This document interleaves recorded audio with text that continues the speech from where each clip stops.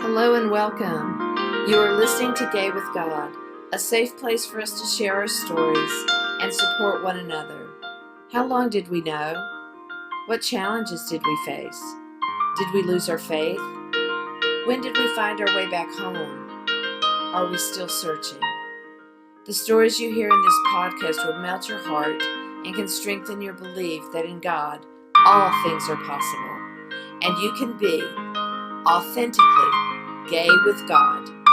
I am your host, Midge Noble, and I am very honored that you are here. So welcome back to Gay with God, everybody. It's another new week and another new guest, and I'm very excited to welcome Ryan Joseph Allen, who is an author, transformational coach, and speaker, sharing his life experiences, vast nonprofit expertise, and ultimately leading leaders. Ryan authentically shares his story to inspire others to share their stories. And we know all about stories here. So Ryan has navigated the nonprofit sector by co-founding, founding, and acting as the executive director for various nonprofit organizations. His goal is to lead the leaders and show others how to impact the community and world through kindness, acceptance, and love. Currently, Ryan is working on wrapping up his memoir titled, and I love this title, people, My Drug Dealer Brought Me to God. Ryan is also about to start his dissertation process for his doctorate work from Xavier University, bridging the gap between the LGBTQ plus and spirituality communities with a focus on post-traumatic growth from religious trauma for LGBTQ plus identifying community members. A significant gap exists in the LGBTQ plus community and organized religion. This leads to much higher rates of addiction, abuse, mental health issues, and ultimately suicide. Through authentically telling one's story, Ryan desires to close the gap and to assist others in finding hope. Ryan traversed, sorry about that, guys, opiate addiction, severe mental health issues, and suicide. His drug dealer made this journey possible by helping him reconnect with his true version of God. In order to share his story more widely, 15 hours of his recorded memoir is being turned into a physical book, ebook, audiobook, workbook, and a raw podcast. Through this work, Ryan is closing the gap by bringing together those in the LGBTQ plus mental health, spiritual, religious, and recovery communities. Ryan believes these communities benefit from the love and guidance, formally through the workbook exercises and informally through learning from Ryan's story how to love and accept themselves.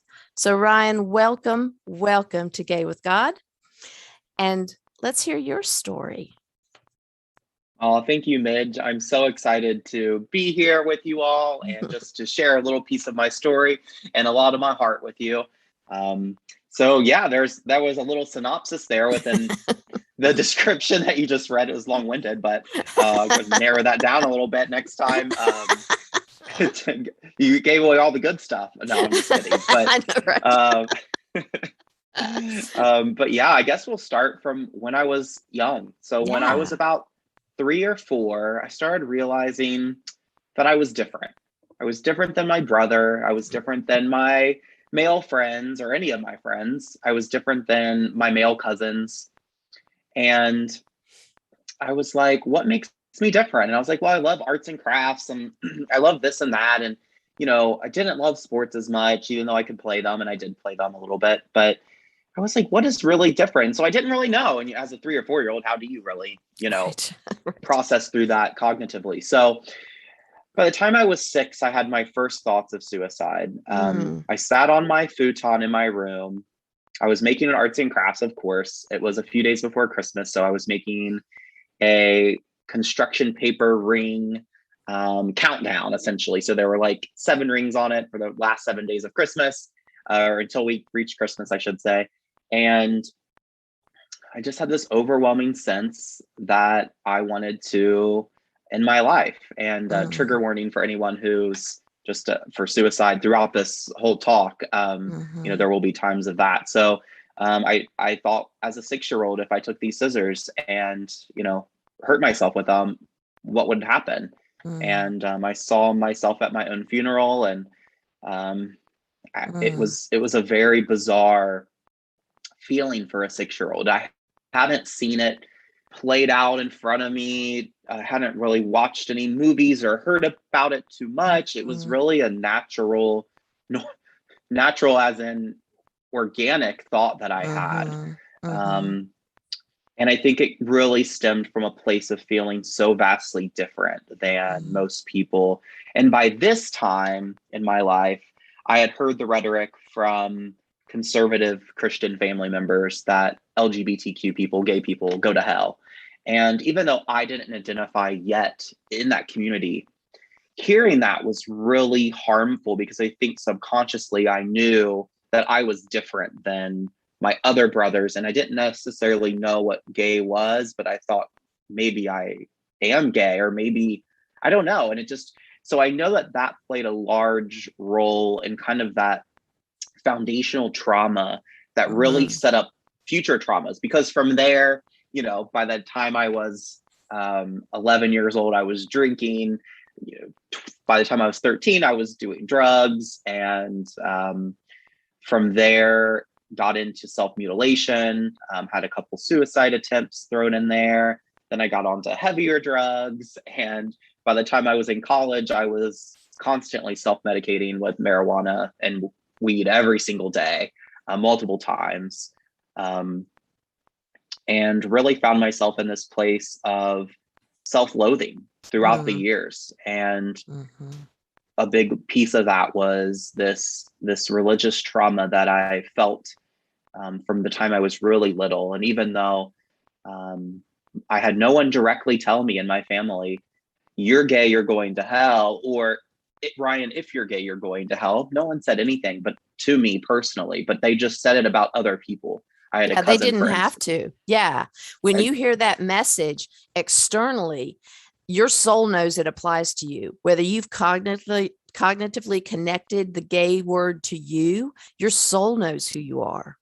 And the soul picks up on the energy around you. So absolutely, I understand why you took it so personally. And I love the way you told that, because I want that to make a lot of sense to everyone listening, that your self-loathing and homophobia started way before you understood the language. It starts, I believe, on the soul level, and the ability for us to intuitively know who we are and how we fit or don't fit in the world. Exactly. And that's how I always felt from that really young age. And by the time I cognitively knew, I was probably 7 or 8 or 9, that I knew I was in the LGBT community. And by the time I kind of came out to myself, I was maybe 11. But I didn't come out to anybody until I was in high school. I came out to a friend. She was a couple years older than me. She came from a pretty conservative Christian Catholic household. Wow. And I felt safe to her. I felt safe around her. To come out to her, I did. She was very accepting and loving. But there was one thing she said that fed into this, feeling that I was innately bad or not good enough or was wrong or was sinful. And that's because she said, even though I love and accept you, the church says it's wrong. Speaking about the Catholic Church at that time, pretty openly, that's the belief that there was then, at least in the area we live in the greater Cincinnati area. She said that's something I struggle with, because I accept you and know you, but I don't know if my church does. And then she kind of stuck with that, and we stayed friends for years. And it was kind of similar rhetoric, though it got a little better. And it was, once I was able to express, like, that was kind of hurtful for me or harmful, it was like, well, I don't believe that, so don't take that as my truth. But I said, even you saying that was really hard. But the first person you come out to says, well, I love you. My God loves you, but the God I get taught about in church or school doesn't, or might not, or who knows. And so that only perpetuated. And I came out to a few other people throughout high school. One of those was as a girlfriend that I had. And I love her response. She goes, well, I have family that are Episcopalian, so this is nothing to me. She goes, that's cool. She goes, God loves you, I love you, you're cool with me. And And she goes, yeah, I'm only sad because I'm kind of in love with you. And if you don't like girls that much, it's not going to be good for me.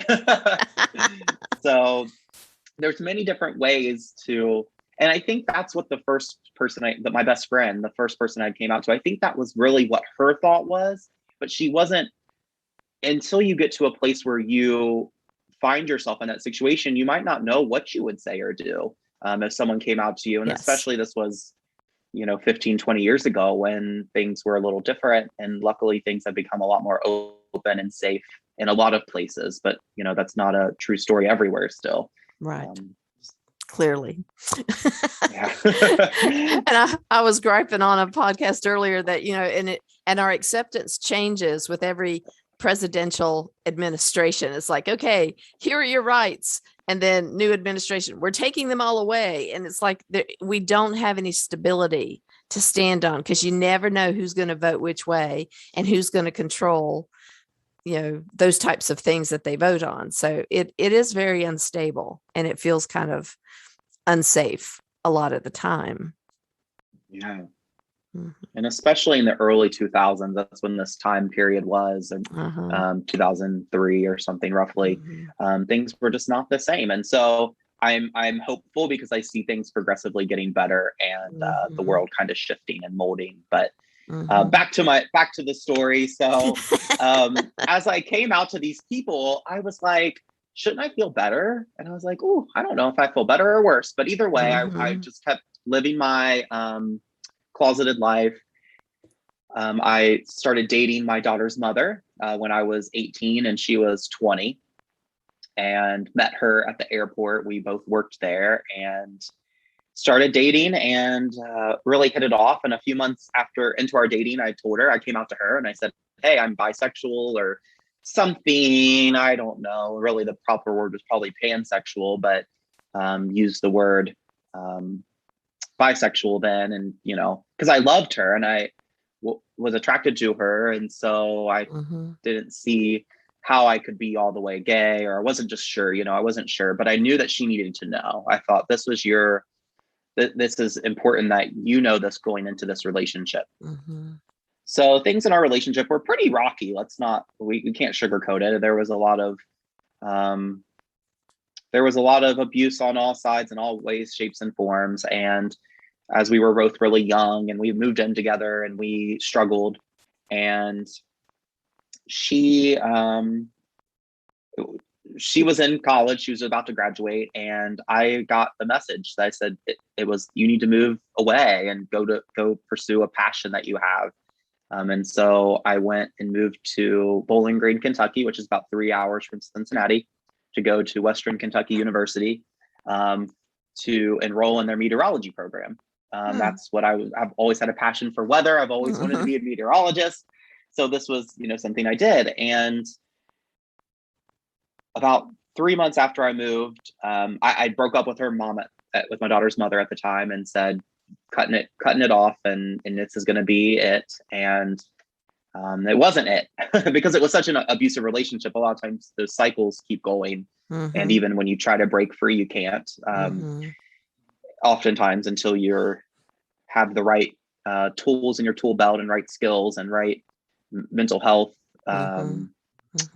stability, and all of those things. So I went back, and luckily, because I got a beautiful daughter from that, about a year into that situation when I moved, that's when my daughter was conceived. So I wouldn't have my beautiful 10-year-old daughter with me now if that wouldn't have happened. Soon after, we found out she was pregnant. She was like, I want to move back to Cincinnati. She had moved to Bowling Green, Kentucky after she graduated college. And I was down there kind of doing school and doing that thing and working. And she was like, I want to move back home and be around our family for our child, and et cetera. So I said, okay. So I surprised her one day and said, I re-enrolled back up in Cincinnati for school, changed my major again for the third time, or third time, who knows. And we trekked back to the Cincinnati area. I thought, oh, wow, this is going to be great. And instead found myself I had stopped smoking weed and stopped doing drugs for the most part when we found out that she was pregnant and was doing really well. Soon after she was born, my beautiful daughter, her name's Harper Ray, I started smoking weed again and then started using drugs again, and really fell back into that. And I also really had a huge disconnect with her mother. So we really were not getting along more than we had fought more than we ever had fought our whole time in our relationship. So I decided I needed to leave, and I was going to do that by being with a man for the first time. I thought that was the way that I needed to break this abusive cycle. And it wasn't the best way, and it wasn't the way I would ever suggest to anyone else. I don't think it was a kind way to do it for myself or the others around me. But in my heart, I knew I needed out, and I didn't know how to get out. I didn't have the resources around me. I didn't know that there was a resource center in Cincinnati, a small resource center at the time, that I could have went to ask for help. I didn't know that there were organizations that helped. I didn't know that a psychologist could help, or a therapist. So I did what I thought I had to do. And that was, I was gonna cheat on her with a man the last weekend we were together, and then leave her. And regardless if I wanted to end up being with men or not, I said, it's just time for me to go. And this is a way that I can't come back from this in the abusive cycle. This is a surefire way to end this abusive cycle, which seems counterproductive now looking back on it. But it did get me to a place where that happened, and my daughter's mother did find out about it. I didn't tell her about it, and she found out when I said, I'm leaving. I can't stay in this relationship. She was like, why? She took my phone, found messages. The whole story from there gets pretty rocky for a little bit. But the main point is that I came out, and I thought, okay, yes, this is going to be the moment. This is going to be the time when I can finally be myself, and the whole world's going to shift, and it's just going to be amazing. And that's not necessarily the journey that I found myself on. I was like, ooh, this LGBTQ community wasn't super accepting at first. And I really struggled with finding a group of people, and I fell into harder drugs. So I started doing opioids every single day for months and months. And one day I just got this epiphany. I was in my car listening to a song by Evanescence, and I saw my daughter sing a song to me called Lost in Paradise. And I just saw her sitting, I visualized her sitting there singing me this song, and I could hear her thoughts. And her thoughts were like, if my dad was around more, or if my dad wouldn't have left me, or if my dad wasn't dead, or if my dad wasn't on drugs, or if my dad wasn't homeless because he was addicted to opioids. And so I started bawling, and I just simply stopped drugs that day. That was the last day I ever did hard drugs. But I found myself in this place of still drinking and smoking and party lifestyle. I still wasn't into a place that felt good or safe. I just knew that it was one little step on the journey. So one night, about a month after the hard drugs stopped, I was sitting there with my drug dealer. Her name's Marie. And I was sitting there with Marie, and she started talking about God. She started sharing her story about God. She started to share how God made her feel in her heart. And I said, wow, I haven't felt those feelings since I was little. I said, but I know exactly those feelings you feel for God in your heart, because I've had very similar ones. I said, but as I went through my journey, I lost my connection with God, because people told me that my version of God, the God that I saw or felt, wasn't the God that they read about, or the God that they felt or saw in their heart. So there was a big disconnect there. And we were sitting there, and I said, well, maybe I do believe in God. I thought I was atheist or agnostic, or, agnostic at best, but maybe atheistic. So I don't really know. Didn't really think much about it. I was so focused on drugs, alcohol, and self-loathing. Right. Who has time to have a relationship with God when you got all that going on?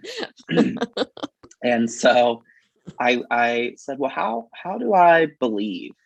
I said, how do I believe? And I looked up in that moment, as soon as I said that, and there was a sign on my wall that said believe. And it was part of a 3-piece set left over from Christmas. So this is, to give context, this was like April, March, April time. I left up this one sign that said believe. All the other signs were put up. I don't know. There was like peace, hope, and believe or something. Who knows? And I left up believe. And I said, well, that's weird. I said, I didn't really think much about it. And I just kind of went on, and we finished our talk. And felt that burning in my heart, that feeling of that I'm not alone, even in that time when I could be in a room of 50 people, 10 people, 10 group, a little party with 10 or 15 people there, I would still feel alone. And I didn't feel alone in that moment. I felt something. And so I went to the bathroom and I fell on my knees and put my hands up against the wall and just said, God, I need you to save my life. I'm not okay, and I'm not doing okay, and I might have stopped the hard drugs, but I'm still lost. And I really need you. Whatever way, shape, or form you exist, I don't even know. And so I had that really prolific moment where some big shifts happened. But what solidified it was the next morning, I was taking my drug dealer at the time to work, because despite what everyone thinks about drug dealers, is some of them have jobs and kids and families, and some of them aren't trying to ruin society. Some of them are like, that's their side hustle. And though we, obviously, Marie does a better job at describing her journey, but she was in a place where she was trying to get a home for her kids because her kids had gotten taken away from her and were living elsewhere. Right. And so really it was like she was working full time and making okay money, but it wasn't enough to supplement her what she needed. So, it's not that she was a bad person or hurting people, and she just sold pot. So kind of some reference there. I mean, I think drug dealers in different areas it's different for everyone, but I just think that there's a lot of stigma around those people, the people that sell drugs, that makes them an awful person or something. And I want to tell you that it's definitely not always the case. It might be the case sometimes, just like anyone could be an awful person. But in this case, Marie's not an awful person. She's a great person. And I was taking her to work because she worked really hard in multiple areas. And as we were pulling out, I dropped her off at a restaurant she was serving at. And during that ride there, I said, well, now that I really do believe, I believe in God again. How do I have faith? Because to me, faith is a step beyond just believing. How do I believe in action? That's what I thought. How is there belief in action to me kind of equals faith? And I said, how do I do that? And we talked about it a little bit. And she goes, well, this is a longer conversation for later. I said, okay. Well, I pulled out, and the one license plate, I was in the state of Kentucky at the time, the one license plate that said faith in the whole state of Kentucky was right in front of me. Wow. And I said, okay, I got that sign. I got that sign last night, God, and I got that sign just now. And ever since then, God's been giving me big and little signs, sometimes really blatant like that, or sometimes a little bit more incognito, but regardless, the signs have been there. And that moment, I had just a really big shift. And a few months later, quit drugs and alcohol. I had a moment where I sat with a friend in my car and we talked about God and the universe and my purpose. And God came to me and said, you got to stop all this. And this is your purpose. And your purpose is to love and accept yourself so you can teach other people how to love and accept themselves. And I said, interesting purpose. Doesn't sound bad. Sounds interesting. Who knows? I said, I definitely am on this journey of self-love and self-acceptance ever since I was a child. And I kept thinking things would get better. I'd come out to one person, I'll love and accept myself. I'll come out to 10 people, I'll love and accept myself. Come out to everyone, I'll love and accept myself.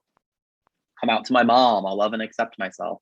Come out, stop drugs and alcohol, I'll love and accept myself. That wasn't the case. It's a much larger journey, especially when you have a lot of religious trauma, familial trauma, self and inflicted traumas, all kinds of traumas. And they feed on each other, they build on each other.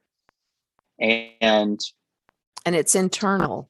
So we keep looking yes. for that approval and that love and acceptance in the people that we tell and in the churches. And even though we desire, and some people really need for the church to say, like the Episcopalians, of which I am one, by the way. So yay, Episcopalians. We're looking for that external validation because we never had the authentic validation inside of us. We might have known who we were, but we couldn't accept it because all of the external noise and chatter and bigotry and hatred shut down our authentic voice. And it's always been an inside job. And it's very hard to do the inside job when the world is so loud with the bigotry. Yeah. And I also felt that bigotry or the internalized homophobia or just certain vibes from the LGBTQ community itself as well. And so I kept finding myself in situations and relationships and friendships that sometimes were they were meant to be where they were out on my journey, but in the moment they were kind of hard and they weren't helpful in the moment. But in the big picture, as I believe, and I think a lot of people kind of believe, everything happens for a reason, and we have to navigate through that. And part of that's our learning and growth and how we take that and learn and grow for ourselves, and then hopefully get to a place where the student becomes the teacher and is able to kind of help share and help lead and guide people. And so that's the kind of the next 10 years in my journey. After my sobriety, I had about a year where things were rough. I drank and smoked a little bit here and there and had a lot of wonderful spiritual experiences. I was guided to a place called the School of Metaphysics, where I learned world religions, meditation, visualization practices, and really learned how to connect with myself on this really deep level. I was also guided to some other healing modalities and some other ways that I could feel God tangibly. And that was really valuable as well. And really formed this relationship with Jesus, because I was so scared for so many years to open that Bible. And I'll be honest, I still have a trigger around getting into the word in that way. And so some people will say, Ryan, well, how do you self-identify as a Christian if you don't read the Bible every day? And I say, well, let me tell you, Christian to me means to be Christ-like.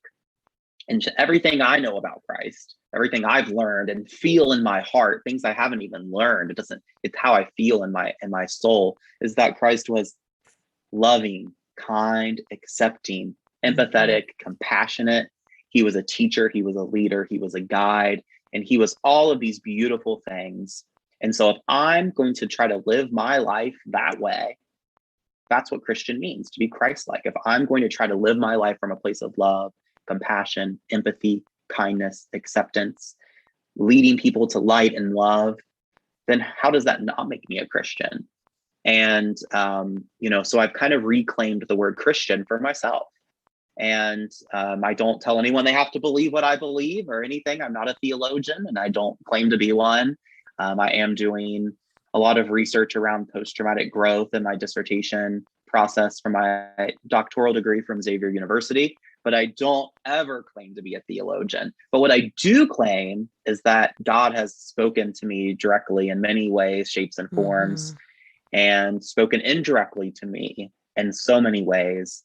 And the biggest message is always that you are loved and you are valuable and accepted just the way you are in this moment, no matter who you are, no matter what you've done, no matter what you look like, who you love, any of those things. None of that matters in my God's eyes. My God is pure love and light.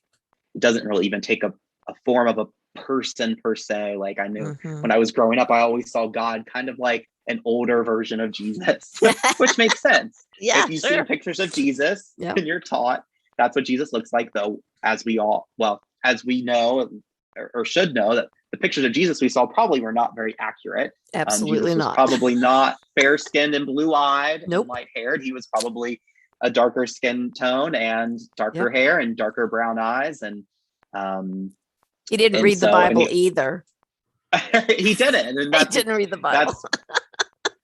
Well, and, you know, and I never want to steer anyone away from any holy book, because I think every world religion holy book has beautiful messaging in it. And my favorite message from all holy books, which is universal and every single one I've ever looked at or read, and that is, do unto others as they'd have do unto you. The golden rule. It is in every world religion and belief system and philosophy that's based around love, at least. Yes. And, you know, this is one of the chapters of my book, and it's called The Golden Rule with a Caveat. And I'll give you a sneak peek on to what that caveat is for me, at least. And that caveat is, if you don't love and accept yourself and treat yourself with respect, kindness, empathy, and compassion, then are you expecting other people to treat you what kind of way? Like how are you expecting someone else to treat you a certain way if you're not treating yourself that way? Absolutely. And how do you expect to treat other people that way as well? So the golden rule is that you must love, accept yourself, at least to some degree, beyond the beginning parts of that journey, to really have people love and accept you.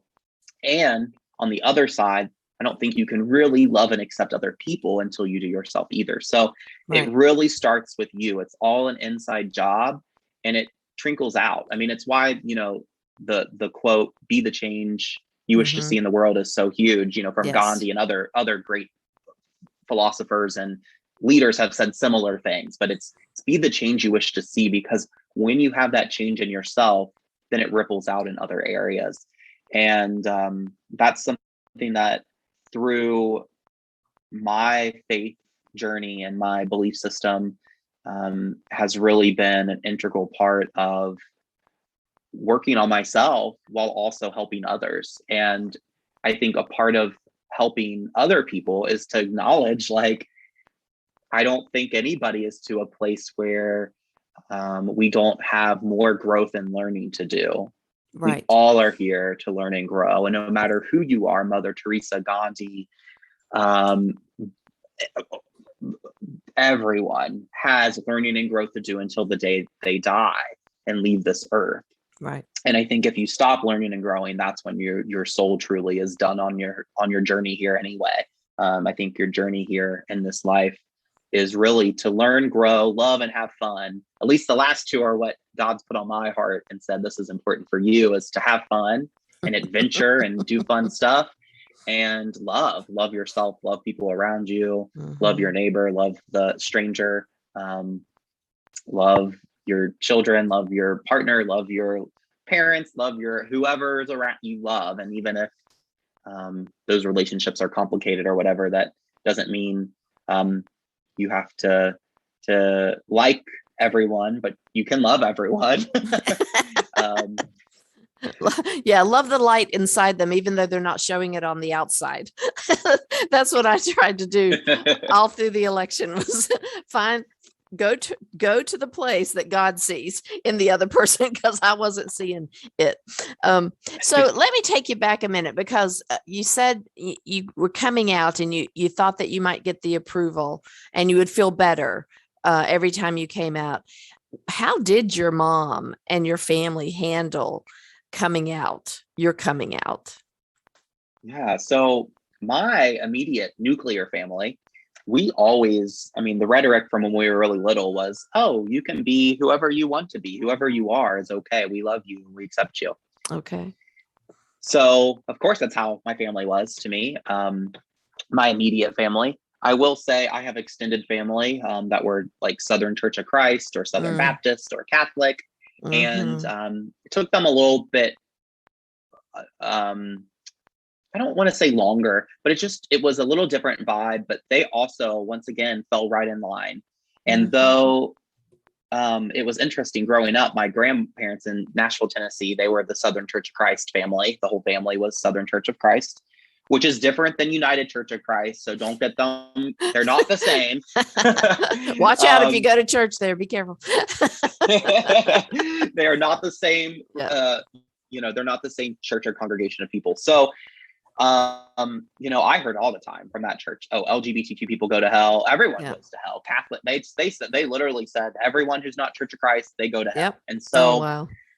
And I lived with knowing that my grandparents struggled with that, and on also other kind of things. Like my grandma, for instance, said she would never vote for a woman because women couldn't take office and men had to lead. Women weren't supposed to lead anything except the chores in the household. But I will tell you, at 7 years old, I said, Nanny, that's not right. I said, anything a man can do, a woman can do just as good, if not better. What a smart kid you always were. And so, and they were always kind to me. So my grandparents weren't me. I mean, they let me dress up in high heels and put fake balloons in my shirt and act like they were breasts and put on skirts. And they didn't make me feel any other way than loved. But their rhetoric that they used a day-to-day life was LGBTQ people go to hell. Other people are less than them, depending on who you were. If you were a woman, you were less. If you were a person of color, you might have been less, even at times. So by the end of their life, by the time I came out near the end of their journey, they changed.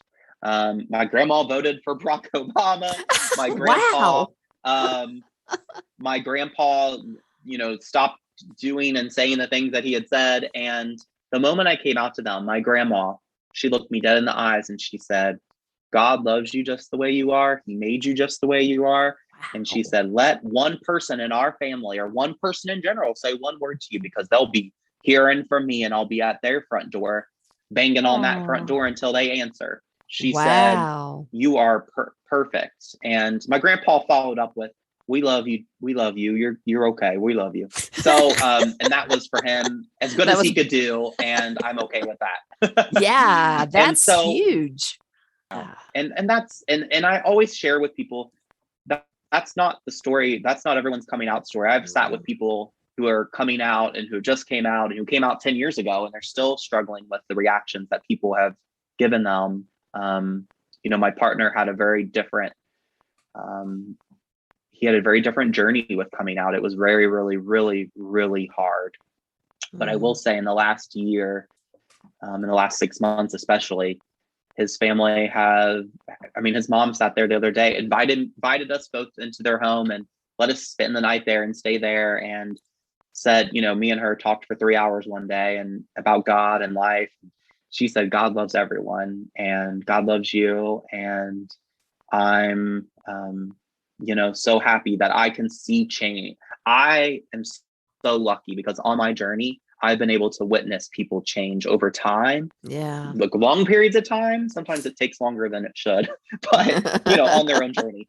And other times where the change seems to just be happening so rapidly, where it's almost overwhelming. Like to be in that situation where a few years ago, it wasn't the same rhetoric or same words being used or the same thoughts even. And now hearing like, you're loved just as you are, and we love you as the son that, you've always been, we've always loved you and we love you and we're sorry.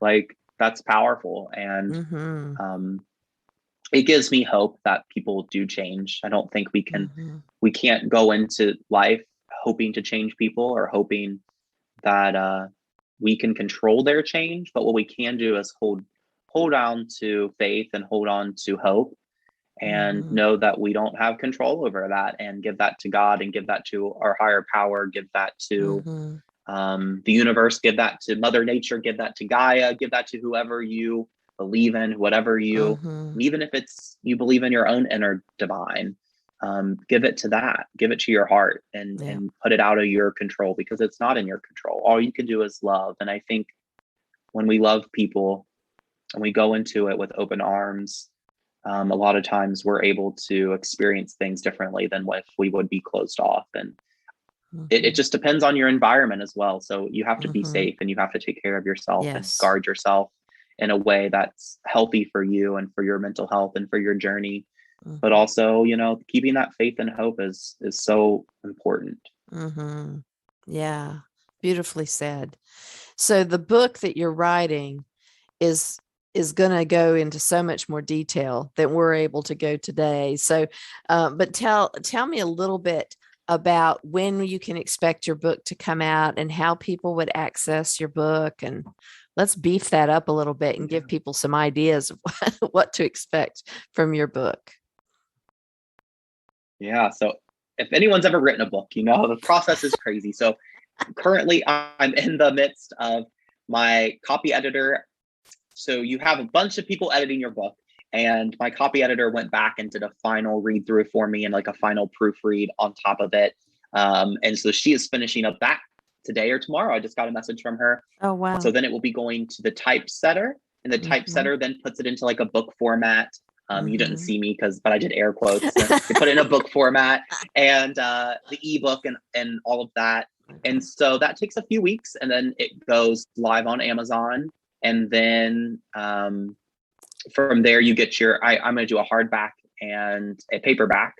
And so those will be in my hands within about a month or so.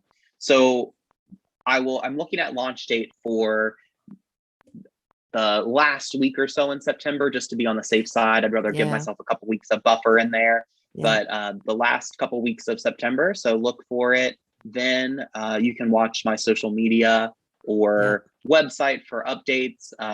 But you can also pre-order on my website. It'll be available on Amazon, like I said, ebook, hardback, and softcover, and which is paperback. And then also the audiobook will be done roughly 6 weeks after launch. So we're looking at sometime in the month of October, you'll see that audiobook come out as well, which will be on Audible and all the other platforms as well. So super excited. It's been a really long process. And I had a manuscript developer who really she was like a guru of all things to help me through this. And I'm really, really appreciative for her. Her name is Fern Pessin. If you're ever looking to write a book, but you're like not sure where to start, or you're wanting someone to kind of really help with like the manuscript strategy, she was really valuable. And then Jen Grace with Publish Your Purpose Press has been vital for me to kind of make this all come together. And so, like I said, I'm super excited, but it's almost like it's like right there, right at the cusp of like getting there. And so I wish if this was 6 weeks from now, I could tell you, oh, it's on Amazon. I'd be so excited, but I'm still having a little bit of a jitters, but still really excited. Well, sure.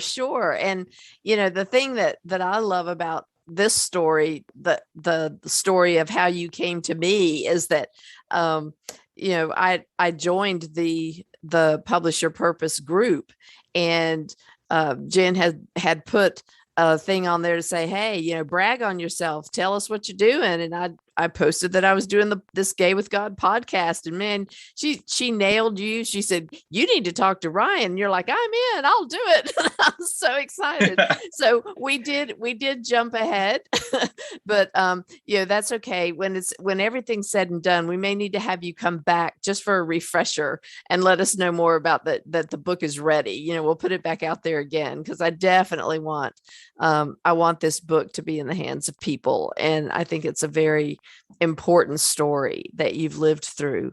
And the other thing that I thought of while you were talking was that, it's really hard. You said something about with your wife, that you were doing this, made this plan to sleep with this guy, and that would be, that would make it happen. And that you kind of said, it really wasn't the best idea, but we've got to remember that you were in addiction pretty heavy at that point. And we don't have good ideas when we're in addiction. But I love the fact that you own the authenticity of where you were at the time. And you just put it out there like, this was really not a good idea and I did it anyway, but you were also under addiction, and that's not an excuse. But it is a reason. There are reasons why we behave the way we do and the choices that we make, because we can only make choices based on the information we have at the time and where our authentic self is. If I don't love myself, it's hard for me to really extend that gift to others, and I love that, where the name is on the Zoom that we're taping is Love Must Win. And you're absolutely right. Love has to win. And the first love we have to have is in ourselves, because that generates everything that goes out, and that's what we pull back into ourselves. We get back who we think we are, whether we want it or not. So I love the fact that you just continued to move forward in your journey, and even through the setbacks, you continue to move forward, and you had this force of nature in you. At the age of, 7, you're telling your nanny, yeah, you got that wrong. Women have power. Gosh, who at the age of 7 gets that? But I love the fact that you did. And when you look at where you are now compared to how this story started, you have grown leaps and bounds, and you continue to put that light out into the world. And I'm just really excited that our paths have crossed, for sure. Me too. And you're not done yet. I know. Well, that's what I was going to expand on and say. There's so much more. Yeah. So first of all, Love Must Win is a nonprofit that me and a couple of friends started 6 years ago. And now we have tons of programs. So you can look that up, lovemustwin.org. We do all kinds of things, a lot regionally here in the greater Cincinnati area, but also some national programs. So it was funny when you said, I didn't make the best decisions then, and you're accurate. And I wish I would have had some type of resources then. And so I mentioned that earlier, but I also wanted to expand that there are so many resources. And a part of even my book, I put a workbook in the back of it, so you can follow along per chapter and kind of work through some of your childhood traumas. You can work through some of your addictions. You can work through whatever. I mean, it's really encompassing for everyone. It really transcends labels, and it's really good for everyone. I think it really does a good job just trying to get you to learn more about yourself and learn and grow on the journey that you're on. And even if I would have had a book like that, that would have I could have read and saw, well, wow, there's other gay people out there that love God. And there's other gay people out there that are going through these experiences. I'm not alone. I'm not the only one that have had these kind of thoughts, this and that and the other. And I think that's the biggest thing is I just want people to take away, you're not alone, no matter where you're at on your journey. You're not alone. There's people here to love you, support you, to guide you.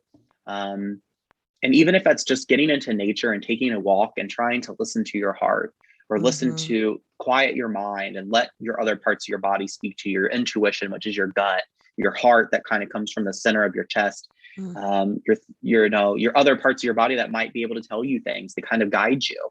And, you're not alone. You have people here, you have resources, you have community centers, you have community organizations, you have faith-based organizations that are affirming and loving, and that you can walk into, and that you would have never thought I could walk into a church and feel so much love from people. But there are places like that. I mean, in almost every city, there are places, even in the deep South, you might have to go a little bit farther. You might have to drive a little bit farther, but you're going to find there's accepting congregations and people.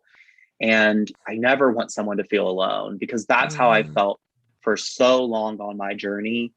And I don't think if I wouldn't have felt that way, I wouldn't have had to go through all the challenges I went through. But I'm happy I did, because now I can sit here and say, get some resources, get someone to talk to, go to a therapist, go to get a friend who is really sound, that gives sound good advice. Go, ask for help when you need it. You don't have to do this alone. You're not alone. I mean, that's the biggest thing. Yeah. Good for you. Good for you. And I'm glad you made that point so strongly, because even on the Gay with God show page, I list the suicide prevention number, because we've all had it. it's like, if I can't be me, then why am I still here? And the reason that we're still here is that our last chapter has not been written, and there's always something better. I love that it gets better project as well, because, where we are in the darkest night of our soul is not where we're going to be in the next 2 days or the next 3 days or the next month. It always shifts, always. And hanging on with someone to support you is always better than trying to navigate that by yourself. So when I always ask my guests the final question of what advice would you give, to someone who was going through the struggles that you went through coming out, the one thing you've already said is, don't do it alone, and don't think that you're alone, and that you've got people to support you and there are resources. What else do you wish, if there is anything else, what else do you wish that someone would have said to you back in the day? Yeah, there's so much, but the biggest thing would be, you're not alone. You're not alone. Yeah. And that, God loves you just the way you are. If I could have had my nanny say that message to me, that she said when I came out finally, when I was younger, and I heard other things come out of her mouth instead of that, I would have, and it only takes one person. So it only takes one person to support and to be loving. And I want to be that person for you now, and just tell you, God loves you, no matter how you see God. If you see it as a universal energy or creator or Mother Nature and Gaia, or in another world religion or a belief system, that's fine. But God to me is a universal term for light and love. They are interchangeable. God is love and love is God. So that doesn't mean that that's what I want you to feel, but I'm just using the word God as a really umbrella term, that you are loved divinely. You are loved by love, and you are loved by God, and you are perfect the way you are.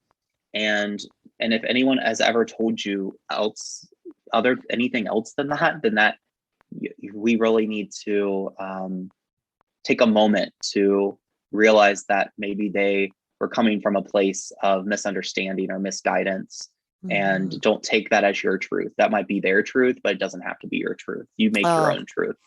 Oh, that's good. That's good. It doesn't have to be your truth. Yeah.